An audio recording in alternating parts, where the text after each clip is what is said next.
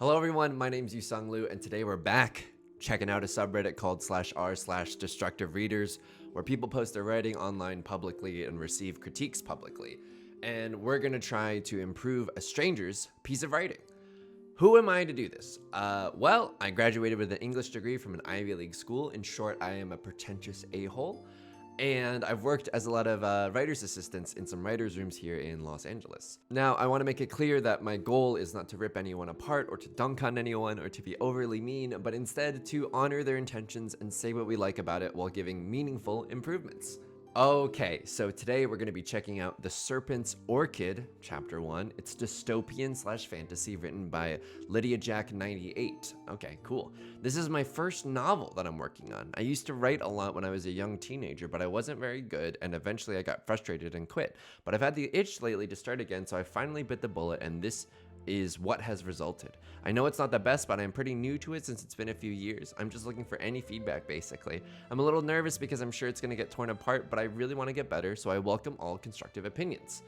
Cool. Okay, first of all, I just want to say, in the least patronizing way possible, because there's no way to say this without sounding patronizing, I think, congrats on starting to write again. I if it wasn't for, amazing English teachers that I had when I was younger, I feel like I might have quit too, because as a teenager you don't got a lot of agency, right? You just kind of it takes one person to encourage you or one person to discourage you, and it changes your life forever, right? So I just want to say congrats. I can't wait to take a look at this. Okay, cool. I copied and pasted it over to a clean Google Doc, just so that we won't be distracted by some of the other comments that are probably providing better insight than me. Okay, so the morning sun gleamed golden through my open window, casting shadows of the dancing cherry blossoms across the wall. I inhaled the sweet scent of spring. It coated my lungs like a healing balm, soothing the tightness in my chest. Voices pricked my ears from below, house staff shouting to each other as they buzzed around the palace grounds, preparing for the day's events. Trucks carrying food, decorations, and extra seating ambled down the drive, their tires crunching gravel as they went. By the gates, someone was fussing over a flower delivery. I couldn't make out their words, but I could hear the tension in their raised voices. Even the hallway that lay beyond my bedroom door was bustling with people. Maidservants barking orders to their lessers and the telltale stomp of steel-toed boots on marble, guards making their patrols of the building. I wondered if they, too, felt the enormity of the day weighing on their shoulders as I wiped clammy hands across the fabric of my dress. I flipped to the next note card, my eyes hungrily scanning the lines of my graduation speech for what could have easily been the 100th time that morning, hoping to somehow absorb every word. Okay, awesome. Oh, man, there's so much good stuff about this. First of all, the prose here is just written so nicely. Let me tell you something. The crunching gravel, great detail. You can literally hear it, right? The telltale stomp of steel-toed boots. You want to know why this is genius? The rhythm of this. I don't know if you intended this. I'm going to assume that you intended this because this is so good. This is so good. The telltale stomp of steel-toed boots. It sounds like someone walking, right? If this was a poem, you'd be like, oh my God, this is incredible. It sounds like the thing that you're describing, which is really, really, really cool. The casting shadows of the dancing cherry blossoms across the wall. Woo, sheesh, etc., etc. It's really, really good. And voices picked up below. Awesome. I was like, okay, there's a lot of description, right? But I need something to ground myself. I need a human being and I need a goal, right? All these things are great to have at the start of the story. And I was like, okay, cool. Graduation speech. Awesome. And I know this is dystopian and fantasy, but I'm curious what era this is, right? Is it medieval? Is it present day? It can't be present day, right? Because there's palace grounds, and I don't know, maybe I'm extremely ignorant, but I think this probably seems like in the past, right? Okay, so let's talk about some possible improvements in these first 3 paragraphs. So again, I always say this, I always want the most exciting thing to be at the start. I think it is because in today's movies, in today's YouTube videos, in today's I don't know, music, even music videos, they're all really exciting, right? And I know this is a short story, but we're competing for people's attention, so we have to compete with those mediums. And so I think the most exciting thing about this is like my eyes hungrily scanning their graduation speech for what could have been easily the 100th time that morning. I wondered if they too felt the enormity of their day weighing on their shoulders. So how would I write this? Okay, give me a second, right? Give me a second, because we can edit this. Here's what I would start with. By the gates, someone was fussing over a flower delivery. I couldn't make out their words, but I could hear the tension in their raised voices. I wondered if they too felt the enormity of the day weighing on their shoulders as I wiped my clammy hands across the fabric of my dress. Oh, like I didn't even write anything. You're such a good writer. Oh, okay, all I did was reorganize some things, but isn't this exciting now? Like, look, I know that the flower delivery is not like the main conflict of the story, right? But it's exciting. It's like, oh, okay. There's a little bit of tension. There's some stress in the air, right? And then it's like, oh my God, there's definitely some stress in the air, and the protagonist that we have is at the center of it. So what do we do after this? Then you can just still do this. The morning sun gleamed golden through my open window, casting shadows of dancing cherry blossoms across the wall. I inhaled the sweet scent of spring, coated my lungs like a healing balm, soothing the tightness of my chest. Nice, right? Like you have like the tightness and then the release of that tightness. Cool. All right, I just adjusted the size of the text. I'm 50 years old, and it took me way too long to do that. We're still getting our sea legs here in this series. Okay, and then you can just basically have everything else. Of course, you would have to take out some of the repetition, but I just think starting with something more exciting could grab your reader, right? And then you seal the deal with the beautiful prose. Like it's really good. It's really nice writing. It's just pleasant to read, you know? Okay, let's read a little bit more. Just when I was about to turn to the next card, they were snatched from my hands. I looked up in surprise and found Celia, my lady's maid, standing before me with her arms crossed, my speech held precariously between her fingers. That's enough, she snapped. If you go over this speech one more time, you're either going to drive yourself insane or get up on that stage and sound like a robot. The nerve of her. That's a risk I'm willing to take. I snapped back, making an attempt to swipe my notes from her hand. She was too quick for me, though, and pulled them away, holding them up high out of my reach, okay? I watched in disbelief as she marched her way across the room to the waste bin and promptly tore my hard work to shreds. I gasped in horror as the pieces of cardstock fluttered to their grave, my heart sinking to my stomach. Weeks worth of effort destroyed just like that. Without those notes, there was no chance in hell I'd remember even a quarter of that speech once all of those eyes were fixed on me. My nerves would surely render my memory useless. Damn! Okay, cool. We have a little bit of conflict. We have a little bit of emotion, right? So this is really cool. I like the voice in here, right? We immediately get an understanding of what Celia is like. Like, she's snapping at the protagonist. The nerve of her. So this is really nice. How do you establish a relationship of two characters without saying, sometimes Celia is a little stubborn, but that's okay, because we have history together. So this is how you do that. The nerve of her. Nice tone. That's a risk I'm willing to take. Okay, cool. And then this is like extreme, right? I'm curious, because on the one hand, I'm like, this is really exciting. She just tore up the protagonist's speech. On the other hand, I'm like, please don't do that. Like, that's so mean. You know what I mean? I don't know. Like, I understand that if you wanted to give the character of Celia a quirk, you would have this happen. Like, she tears up the notes. I don't know if it would be lighter if she just like throws them out the window or something. Something about her like shredding it seems like a little bit mean to me. And I don't know if that's necessarily what you want to accomplish with this character, or if you just wanted to give them a quirk. She could just take them, right? Or, you know, pretend to take them and then eventually at the end of this conversation give them back to the protagonist. Like Celia, what she wants to convey, right, is like, please stop stressing yourself out. You're gonna sound mechanical, right? And so she could pretend to take them away, and then at the end of this conversation, once the protagonist has been convinced, she could give them back. They're like, okay, here you go, whatever. And that's like a nice moment too. It shows like the ultimate kindness underneath her stubborn actions, right? Also, some notes about this. So here are the words that give me a red flag. Note card, right? Note card and what was it? Something else. A robot. Okay. So I think this is in a medieval setting. Of course, I don't know this, right? Because we're just reading the story together for the first time. I don't know this, but I think it's in a medieval setting.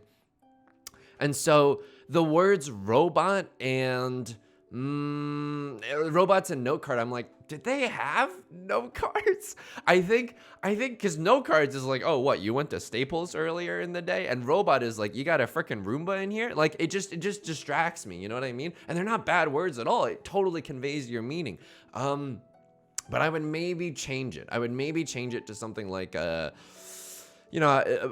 paper, just the parchment, if you want it to sound a little bit more fantasy instead of note cards. And how would I change robot? You're gonna get up on that stage and sound like, I don't know, your father. I don't know if that's what you want to convey, but just robot is a little distracting to me. It takes me out of the time period that I don't know. Maybe we're in a weird mix of like medieval times and technology, although I'm not sure that's logistically possible. But those words, just to let you know, like make my brain react, and I'm not sure that's what you want. Okay, let's keep reading because I'm very invested in this story now. I narrowed my eyes at her, channeling all my indignation in that glare. I will never forgive you for that. She only laughed and waved a hand in dismissal, stooping down to collect the stray pieces from the floor to subject them to their waste-bin demise. Sure you will, you always do, she said, grinning smugly as she made her way back to me. Defeated, I slumped back in my chair at the dressing table and released a low groan into my hands. My skull throbbed relentlessly behind my eyes, likely due to the recent nights I lied awake, dreading this graduation ceremony and everything that was to come after. Oh, this is a great line. This is a great line. Oh my God. I'm genuinely so happy that you posted this, because I'm like, this is just nice to read. I don't know. It's really relatable. I've never been like a person who had to give a graduation speech, although I did try really hard in high school, but they didn't let me. So let's talk about what works here. Sure you will. You always do. Grinning smugly as she made her way back to me. Dude, I can picture this relationship between these two characters very, very clearly. It's like an older sister, younger sister, right? Situation. At least that's the vibes that I'm getting. Also, I don't have an older sister, but this is, it's fiction. We can pretend. Before I get into criticizing this, I just want to say, like, so much of this is working, right? There's no chance that I'd even remember a quarter of that speech once all those eyes were fixed on me. My nerves would surely render my memory useless. Okay, cool. Okay, because so much of it is working, I have no choice but to give smaller edits. You know what I mean? I think when something is like struggling, like conceptually, or where like the author doesn't necessarily know where it's going, I can give like bigger notes. But because this is working, because I think I can tell you know where you're going, and I'm like excited and not bored, I'm just gonna give you smaller edits. Okay, so what do I want to do? Channeling all my indignation. Defeated. Here we go. Yusung Liu continues his rampage against adjectives, okay? Defeated. So let's just take a look at this this paragraph, because I think there's a few things in this paragraph that we could take a look at. Take out defeated. Sure you will. You always do, she said, grinning smugly as she made her way back to me. I slumped back in my chair. Slumped is such a good verb. Slumped means defeated, so you don't need that. It's a little repetitive, and not only that, like, it's more exciting for us, right? It's more exciting for me as the reader to be like, oh, they're slumping, they're definitely defeated. It's more exciting for me to make that link than for you to give it to us, right? I used to look on. My skull throbbed relentlessly. So how do I feel about adverbs? Oh, yeah, no. They might be okay. No, absolutely not. They're not okay.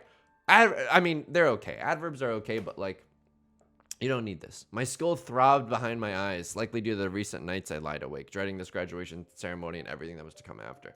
Throbbed is like, you already say like relentlessly, right? Like, I don't know. My skull throbbed behind my eyes. I don't think that the detail of relentlessly is enough of an addition to merit that word being included. I think my skull throbbed behind my eyes, likely due to the recent nights I lied awake dreading this graduation ceremony and everything that was to come after. Like, this says everything that you've already been saying. I think this is just like a slightly tighter version of the language that you already had.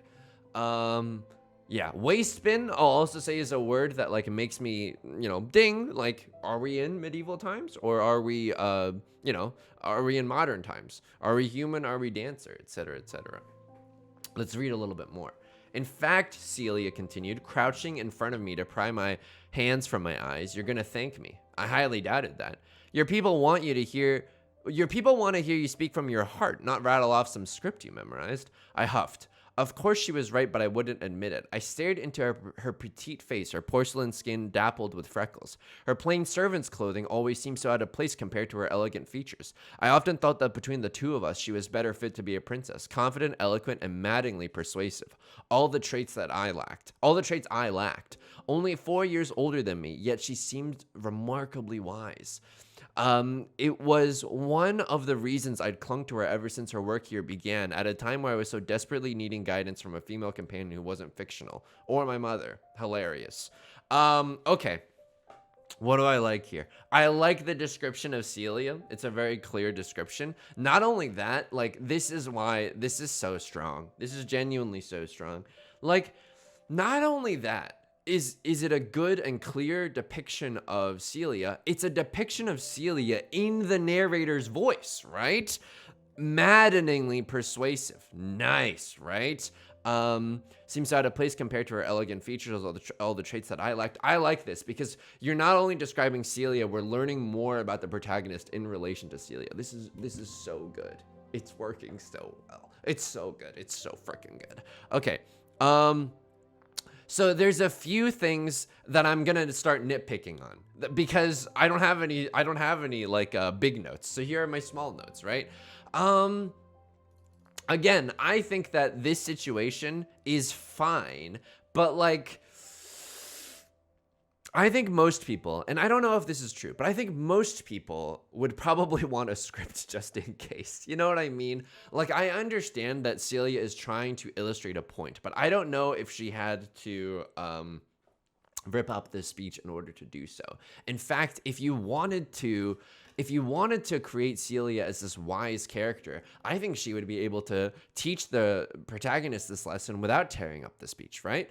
Again, because I just think that, like, grounded in realism, I know this is a medieval setting, but you want it to be as grounded as possible in realism. The feelings that the protagonist is feeling are incredibly grounded, right? I'm dreading this graduation speech. I'm so nervous. My hands are clammy.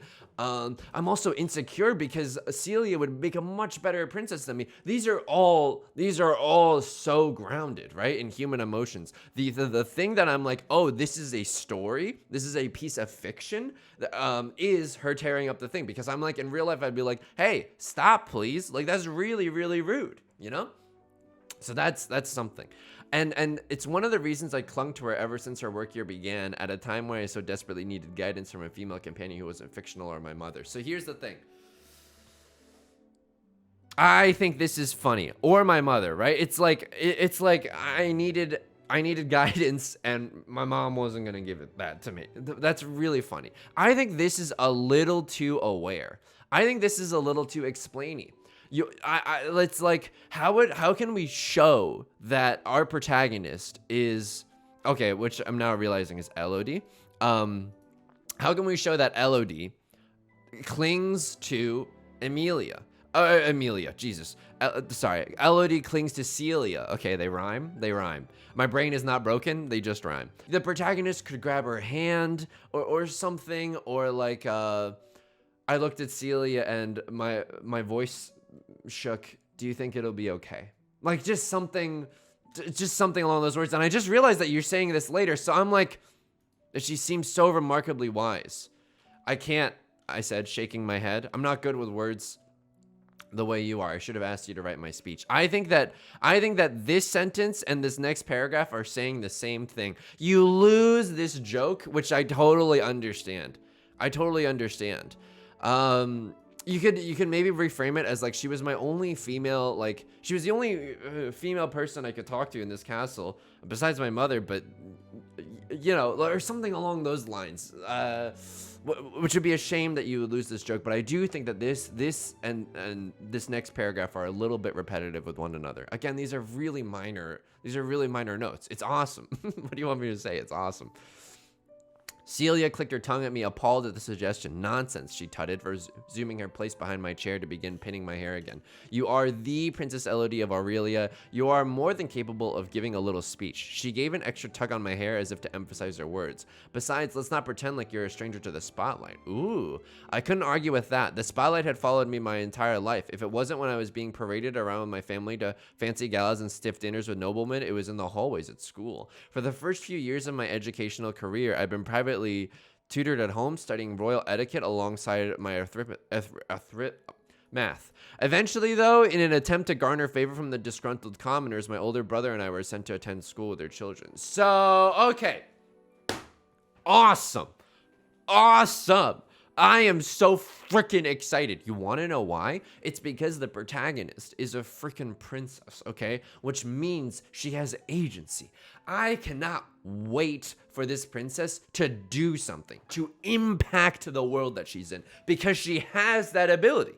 She's not a commoner. I mean, even if she was a commoner would also have agency, but this is a character with extreme agency. I want her to do something, you know what I mean? I want her to rebel. I want her to make a decree, just anything. And she has all this power, which is really, really exciting to the reader, right?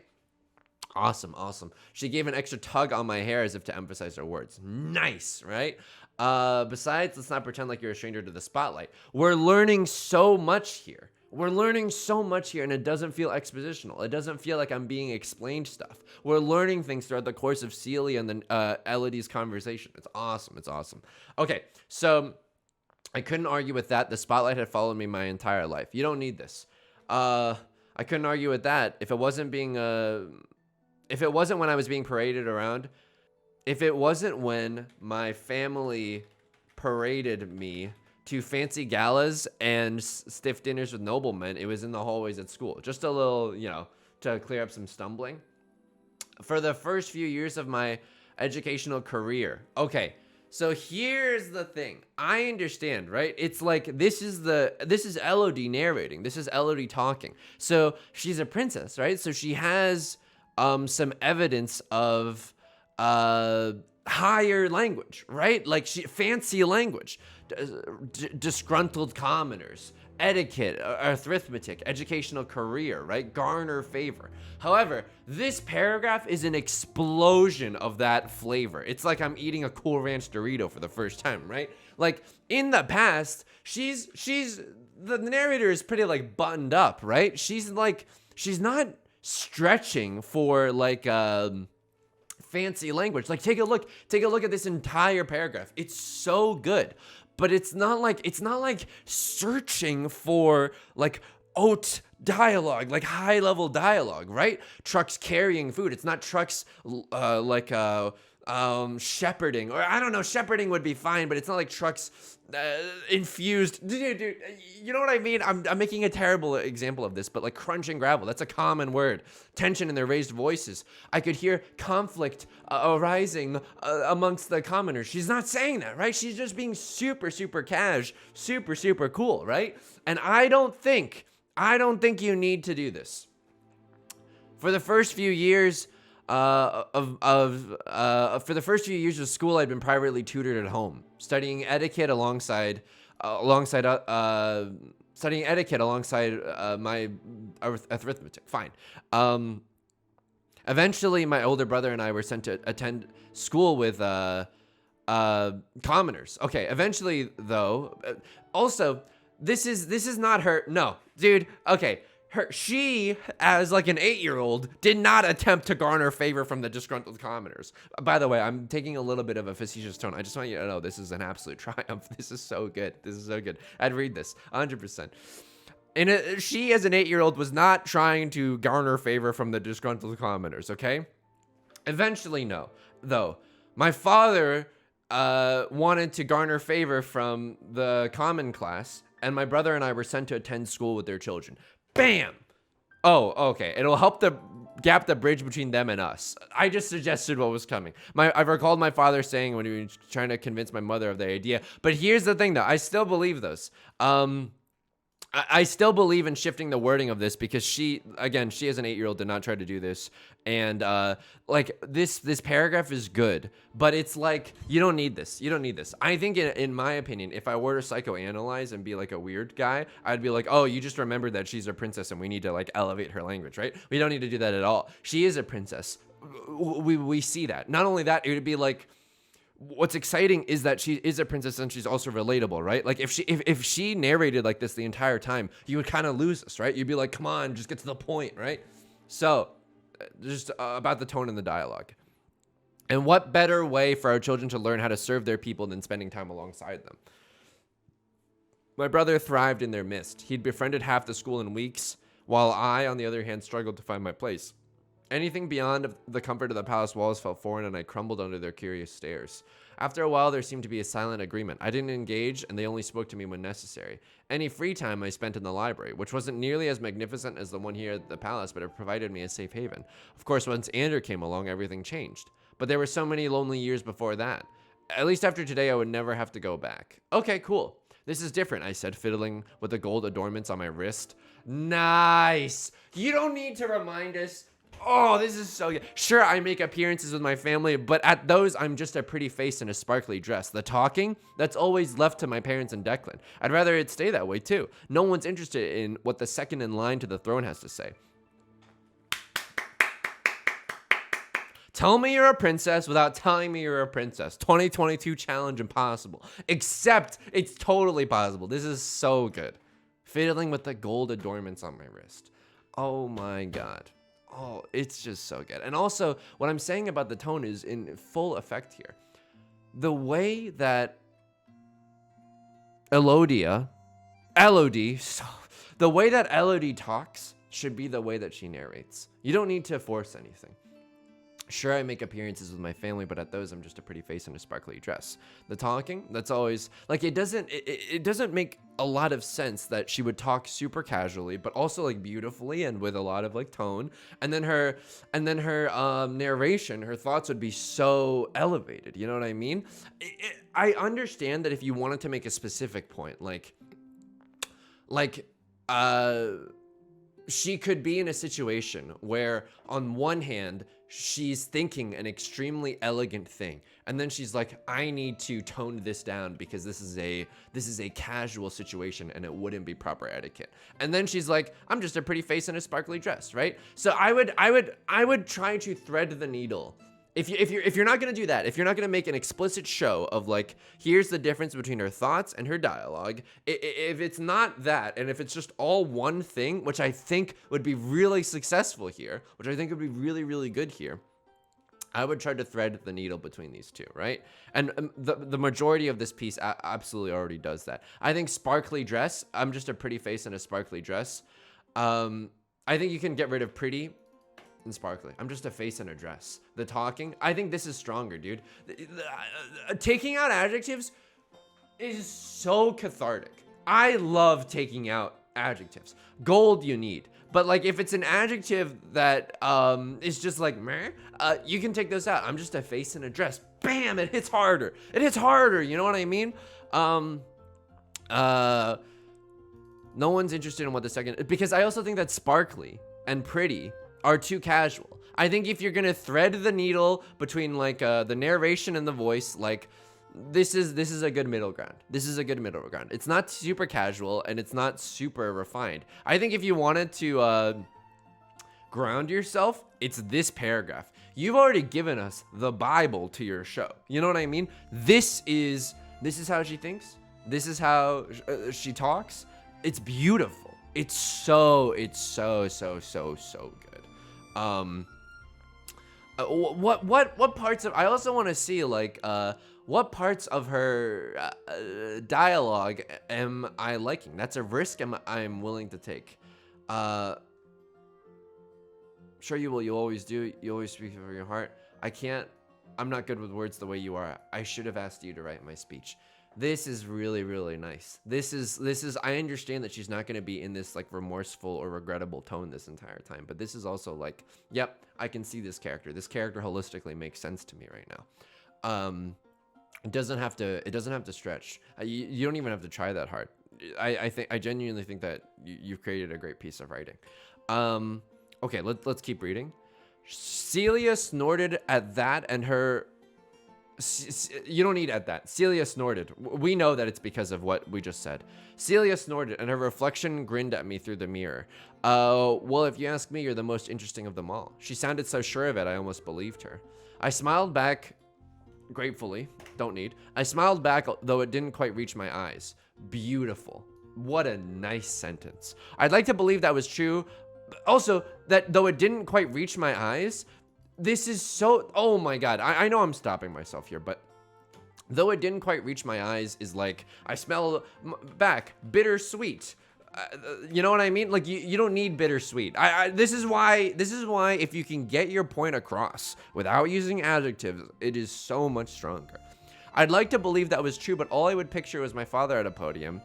All I could picture was my father at a podium, his shoulders relaxed as an entranced crowd hung on his every word. Sometimes he seemed more comfortable in those moments than in the quiet ones with our family. I could never understand it, much less emulate it. Nice. Nice. I'm getting an idea of what the father is like now. This is so good. Here. And he's like distant, right? Nice. Here, Celia said, speaking around the pin tucked between her teeth. Hold this in place while I run downstairs and grab a few more pins. She grabbed my hand and guided it to the spot on the back of my head. Don't let go, she instructed, and gave me a pointed look as she moved towards the door. Well, you better hurry, I called to her, or my arm's gonna fall off. Super casual. Super casual. This is not, oh man, it's really nice. Again, just to drive this point home, or my arm's gonna fall off is not the same person as this paragraph, okay? So I would try to keep that consistent because I love this. I love this so much.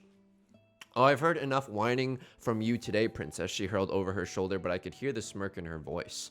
My shoulders shook with laughter for the first time that morning, for the first time in days. For a moment, I wasn't thinking about speeches or ceremonies or how my life felt as if it were slipping through my fingers. I only felt light in the spring breeze upon my face. Okay, nice. So what is, yeah, this is all just working. I'm literally just reading here. There's a lot of dialogue, of course. For enough whining from you today, princess. Okay, nice. Yep, I would just like try to, I understand that this is a really tough thing. I'm just like, draw the rest of the owl, right? Like, it's that meme. Step 1, draw a circle. Step 2, draw the rest of the owl. I would just try to keep the tone consistent because the way they talk is super, super casual, right? Which is awesome. And I get it, right? They have like a really familiar relationship so they can speak casually with one another. I would just make sure it's consistent throughout the whole thing. I also think that words like sparkly are too modern to put in a medieval setting. That's my opinion. It's just my opinion, but it would be like if you put the word like bedazzled, you know, that's obviously an extreme, but I think it's just a little too modern. This is really nice. Here's the thing. I wasn't thinking about speeches or ceremonies or how my life felt as if it was slipping through my fingers in a way that shows that you kind of still are. And I understand that that's nice. Like she can't escape it no matter what. But I think if you really wanted it to be like an uplifting segment, just bam. I felt the light and the spring breeze upon my face. This is so you know, cheery in comparison to everything else. And we also know, we can imply that she's been thinking about this forever. Every night, right? She's got a throbbing headache. Every night she's been thinking about this. Okay, let's keep reading. This is so good. But when the door clicked shut in Celia's footsteps, yeah, exactly. And now it's coming back in. You don't need that sentence. The lightness of this followed by the darkness of this is perfect, right? You don't need light/darkness in this paragraph and then darkness again here, right? I couldn't fight the urge and practically dove for the waste bin. With frantic fingers, I scooped up pieces of the cardstock and made a futile attempt to piece them back together. But there were too many scraps and I couldn't connect my once neat letters into anything coherent. With a frustrated cry, I threw the remnants into the air.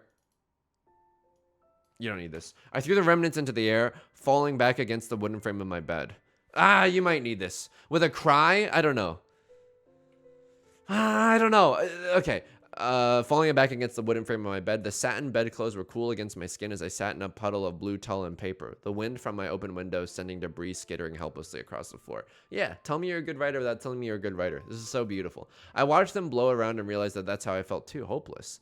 Maybe it wasn't really the speech or the destroyed notes that were bothering me after all. Perhaps it was the finality of it and what it symbolized, the loss of any semblance of control. I think she's too smart. I think she's too smart. And don't get me wrong, I want her to be intelligent, but I don't want her to, like, I don't want her to be this aware. She's a teenager, right?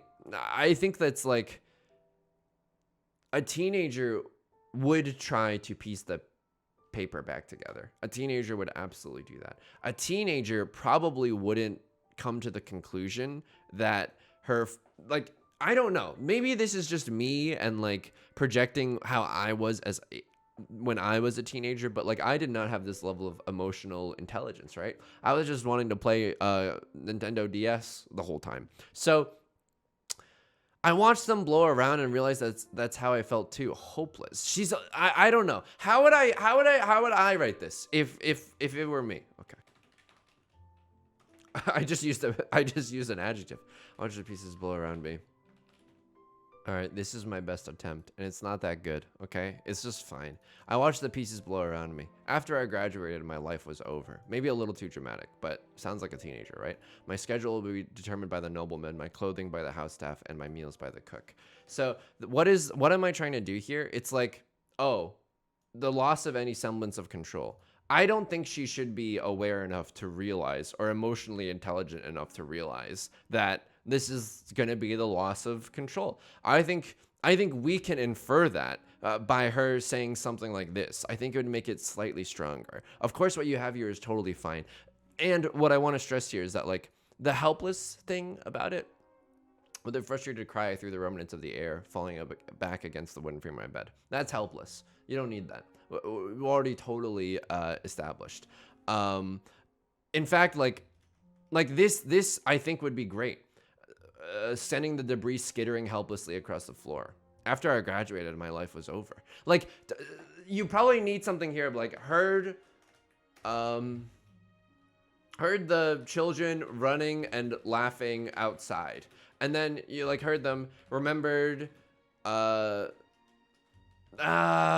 it was my only chance at like freedom.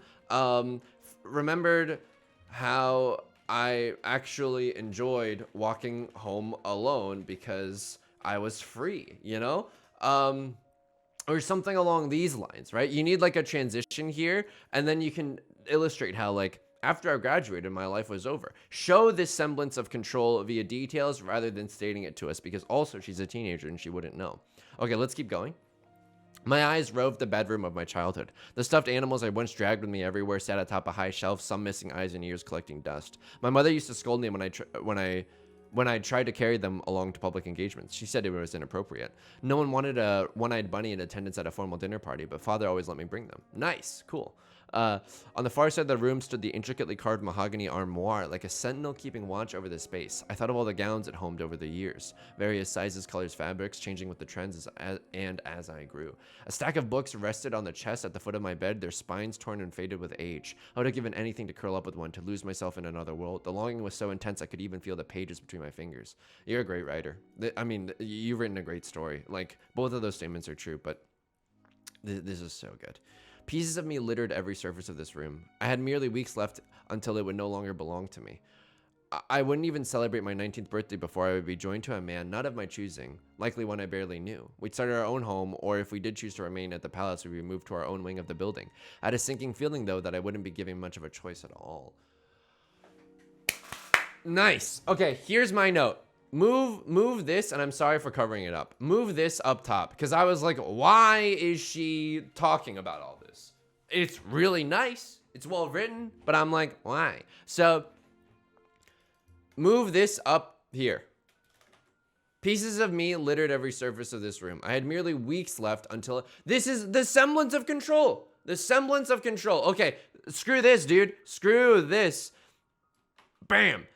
Helplessly across the floor. Pieces of me littered every surface of this room. I had merely weeks left until it would no longer belong to me. I wouldn't even celebrate before I would be joined to a man. This is awesome, right? I'm like, I don't want to get married either. You got me so good here. I'm so freaking in it, dude. I'm like Beto O'Rourke in that one weird ass GQ interview, okay? This is so good. This is so good. So why do I think this has happened? Well, it's an instance of like, you know exactly where the story is going to go, right? you know exactly, you probably knew from the start, right, that she doesn't want to get married and that she would eventually lose her control because she would have to get married to a freaking stranger, right? Unfortunately, the order with which you give us the information, because we have no idea, right, is really, really important here. So, helplessly across the floor. Oh no, she's about to get married to someone that she doesn't know. And then she starts looking across her room, and everything about this is so much more painful because even though you're not saying goodbye to any of them, you technically are, right? Because we know that once she gets married, and it's gonna happen soon, bam, we would have to say goodbye to the stuffed animals. We would have to say goodbye to the armoire. We have to say goodbye to the books, maybe, right? Okay. You also don't need this. We know this, okay? I lean my head back against the bed and shut my eyes, nausea rolling in my stomach. I would maybe change this to like my stomach in knots. My nails dug deep into the wooden rug beneath me as I fought back the bile that rose in my throat. Okay, cool. It was finally beginning to pass on the door rattle. I immediately pulled myself up together and braced for the scolding Celia would surely give me once she realized I ignored her request. I'm sorry you took forever, but no one was there. I tilted my head, confused. Rising, I went to open the door, but something caught my eye. There, lying on the floor, was a cream envelope. I frowned and retrieved it, turning it over in my hands to see who it was from, but there was no postage or writing. Just a plain, unsullied envelope. Just a plain envelope sealed with a smattering of ruddy wax. I don't think you need this. Imprinted in the wax was the face of a lion, its jaws gaping open in a silent roar and two mighty wings protruding from behind it. I'd never seen a seal like that before. It certainly wasn't from our court. Bewildered, I peeked my head into the hallway, hoping I could catch the courier before they got too far. I looked both directions in search of someone who seemed out of place or as if they might be retreating, but all I found were a couple of guards milling about and maidservants dashing between rooms. This is awesome. Yeah. If this is chapter 1, I'm going to read to chapter 2. Also, this instinct is so good. We talked about it in the last episode, right? The reason why serialized shows on Netflix are really, really popular is because they technically copied what books did, which is end on a freaking cliffhanger every episode or every chapter, right? This is really, really nice. I have no notes for this last part. This is just awesome. This is such a good story. Lydia Jack, 98, which means that you're 3 years younger than me. Okay. 1, I'm mad at you. And 2, this is really, really good. This is really, really good. I know it's not the best, but I'm pretty new to it since it's been a few years. It doesn't feel like that at all. I also think that you should write confidently. I think that when you're letting yourself go, just like go off, you know what I mean? It's really, really good. Letting yourself go off is really, really, it's really, really strong and effective. Not only that, like, I'm a dialogue boy. I love reading dialogue, and reading descriptions of anything makes me super, super bored. However, the way that you do descriptions, just even the armoire, right? It's just so good. How do I do this? Yeah. Intricately carved mahogany armoire, like a sentinel keeping watch over the space. Oh, it's so good. It's so good. What do you want me to say? It's incredible. It's incredible writing. Oh my God. Oh my God. It's so good. It's so good. And I could even feel the pages between my fingers. It's just so good. The descriptions are really, really nice. I think my biggest note would be like tone consistency, which is really tough, right? I don't think that I can manage tone consistency, but like threading the needle between the way that she narrates, the way that Elodie narrates, and the way that Elodie and Celia talk to one another. Just making sure that it sounds like the same person, because we know it's the same person, and like it's close enough to where it's not like raising huge alarm bells, but it is like distracting enough where I'm like, I would love for it to be similar. I also do not think that like you need to elevate the language. I don't think that you need to go to thesaurus.com and try to find like fancier words to say what you're meaning. Intricately carved mahogany armoire says everything. She's a princess. She's high class. But this is so casual, right? And almost like subliminal as compared to, and I hate to keep harping on this paragraph, but I'm like, This is a little too fancy. It's a little too buttoned up, right? So her strength as a character, and probably as like a noble, right, is not her ability to switch to code switch, right, to switch between this incredibly like elevated, lifted language and incredibly casual language. Her strength is her perception, right? Her strength is just the ability to describe things in such an elegant manner. And I hope that her speech, I just hope that she says this as her speech. It's so beautiful. Her poetic, the poetic nature of her thoughts, of her thinking, of her dialogue is her greatest strength right now. And I really like that. I also want to see her, because she's a princess, do something like nuts, right? I want to see her exercise that agency. I want her to order 2 noblemen to gather her like a horse, a bow and arrow, and some cheese. I don't know, but like just like do some stuff. You know what I mean? Like that would be really, really exciting for us. I don't want her. This is what I would caution against most, because I feel like it'd be easier, right? It'd be easier to have Celia do some stuff, or to have this mysterious lion crest rider like pull you into their world, and suddenly you're just like following the orders of someone else. Like I want her to also try to take control of her own life, because it's probably the hardest thing for her to do, and it will generate so much inherent and wonderful conflict. Please keep writing. This is incredible. I am jealous and I am in awe. Okay? All right, everyone.